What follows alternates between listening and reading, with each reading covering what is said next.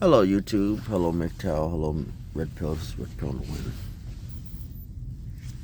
This is a video basically branching off of wheat waffles. Now, majority of my content is purely speculative and runs on the case of what if. Now, I am of the 90% of men. At first I was of the mid 80% of men. Now I'm in the low 90s. Mid to low 90s. If 90% are going to be invisible in 5 years, well, I'm definitely of the mid to low 90s. Now, with that being said,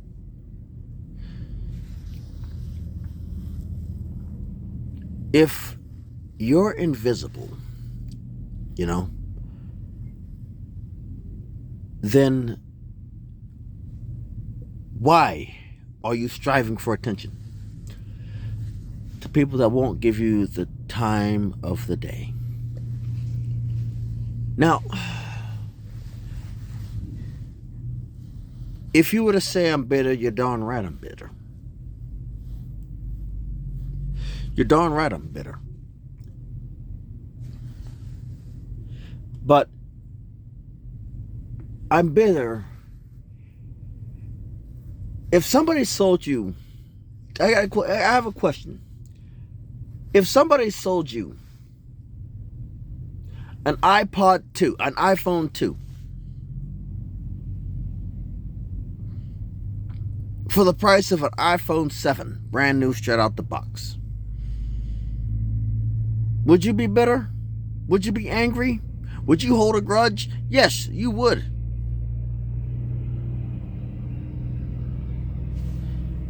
I was basically, what men are taught nowadays is practically the same thing. We're taught to hold the door open for a lady. We're taught to let the lady go first. We're taught to be this nice, kind, sweet, generous, giving, caring, open your heart offer for yada, yada, yada. And in return, we get, it's absolute crap. We get nothing. And when we do get something, it's a lower quality product that is usually paid, that you usually have to pay full price for. Now, I'm not receiving this low quality product because, first things foremost, I know where I understand where I stand. It doesn't matter if it's like the 50%, the 20%, the whatever percent. I know exactly where I stand, whatever percentage of men it is.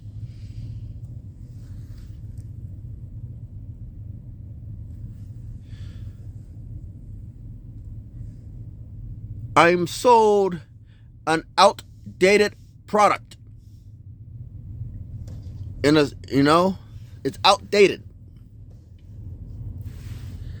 It's about to be phased out. It's still running on 3G, on 2G.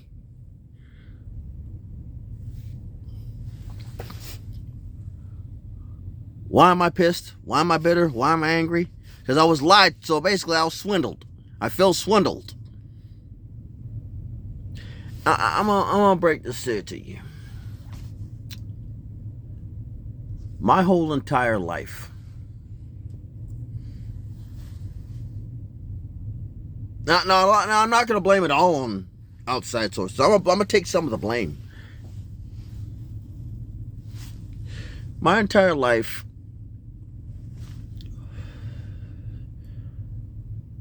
has spent watching people getting in relationship, and every time I try to get shot down. Every time I go out to get a relationship, I get shot down. I accept that fact. I accept that portion. But when I do get into a relationship, it's with a lower quality product. I literally have to piss off crime lords. I literally have to piss off crime lords to get any form of attention. I literally got to piss off crime lords to get any sort of attention. And even that's limited.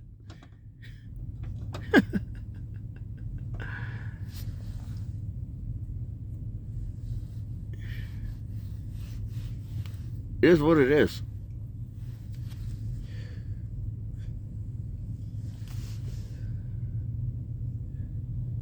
It's crazy, you know? It's real crazy. So, and it is what it is. I accept it for what it is. I literally have to piss off crime lords.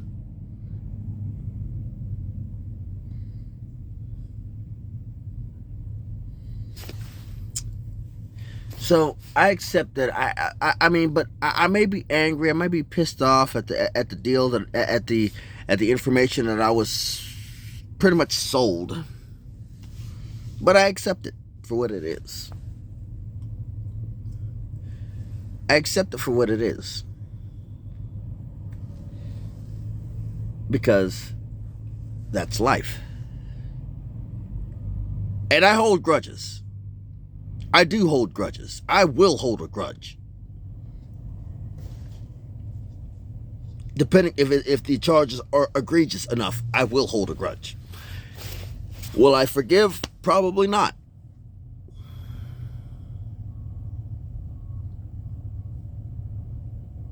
I probably will not forgive. Am I a mean prick? Yes, I am a mean prick. I can be a mean prick. Am I selfish? Yes, I am selfish. I will be selfish. But I won't go out of my way to kick somebody when they're down. If they're down, I will not kick a person. I will do what I can to help the person that is down. Like I said, if I can offer advice, I will offer advice. You know, if the person hasn't eaten, I got food in my truck. And I can get food every 2 weeks. And I stock up on food. I literally have to carry extra pots and pans in my truck. In case, so that when somebody listens, here's a can of food. Here, like I said, here's a can of food. You know how to make a rocket stove? A can stove. All right, you know how to make it. Go in the store, get you some rubbing alcohol. Go in the store, get you some rubbing alcohol and some cotton pads, or some cotton swabs, and cook you some food, some water, some canned food, and some food, and cook you something to eat. You know, get you some warmth. You know, because I mean, believe it or not, I know what it's like to be homeless. I know what it's like. I know exactly what it's like to be homeless. It's miserable.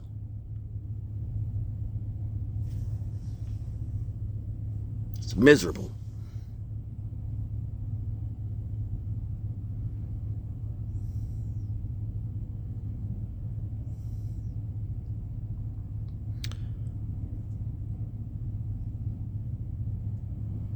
You know?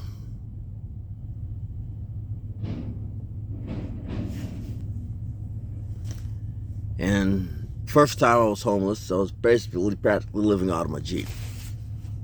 When I had a Jeep. I know what it's like to be homeless with a vehicle and without a vehicle.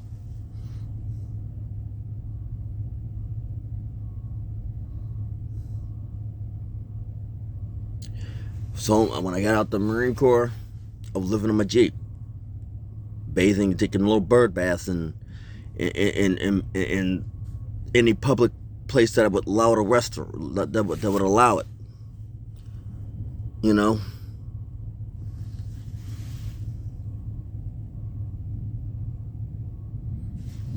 You know, I know what it's like. I know what it's like to be homeless without a vehicle. I know what it's like. It is what it is. I know what it's like to be without a job. I know what it's like to travel somewhere only to be disappointed. I know what it's like. I will not, like I said, I won't do anything unless it has unless it's viable. You know, I don't take. I mean, heck, my best friend from when I was a child could literally be in another state,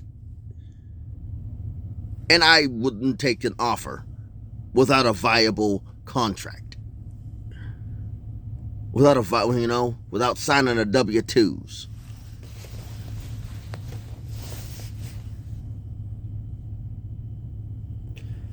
You know?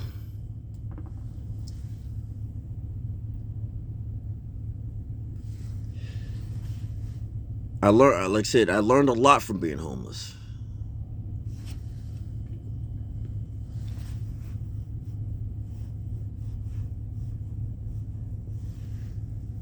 Some of the most scary things you could ever go through. You know, you find a warm place to lay, and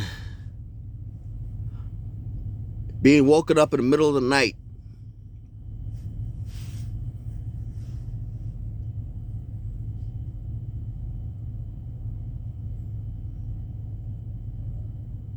you know, by the police, because they see something laying there.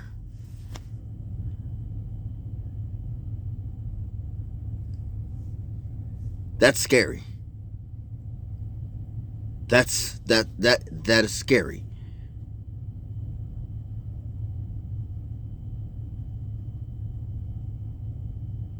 Being woken up in the middle of the night because you found some place outside to sleep by the police.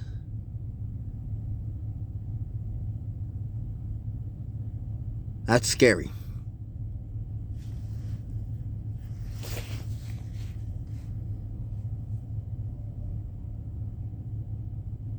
But it is what it is.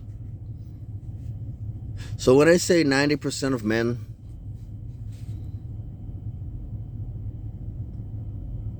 are going to be invisible,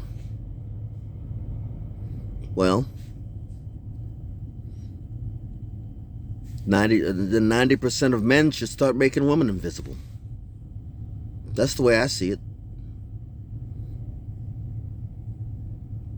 90% of women should start making women. 90% of men should start making women invisible.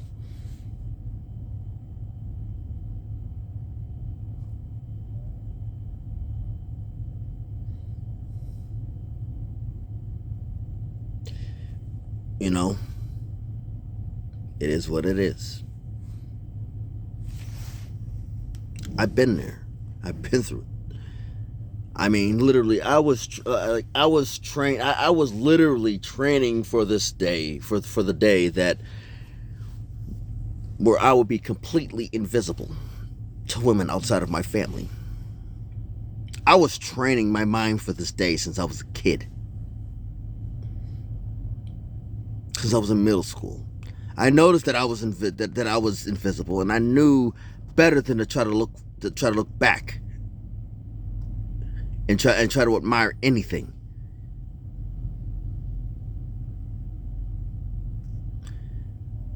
They, like I said, you should be treating them like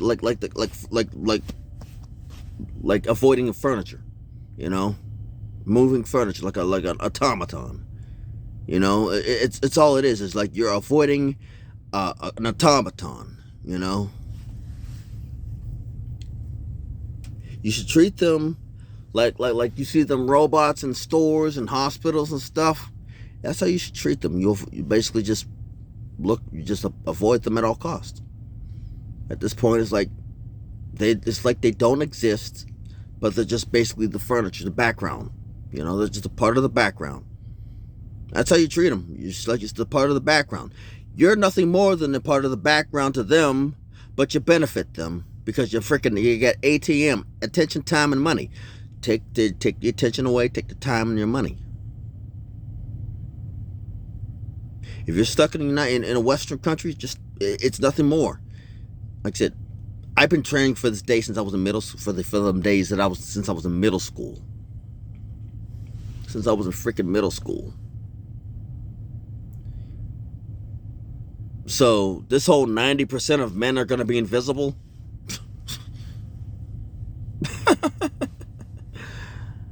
Yeah. So what? It doesn't matter to me. Like I said, I literally got to piss off a crime lord, you know, and even in it's like literally, it's just there to just make. They just show up. Some of them just show up just to make things inconvenient, you know. Like during the waking hours, like they just do things when I'm not there. It's like, okay, just screw up my day when I'm not there. It's like I was gonna screw it up anyway. But hey, what do I know? This is Red Pill in the Wind signing off.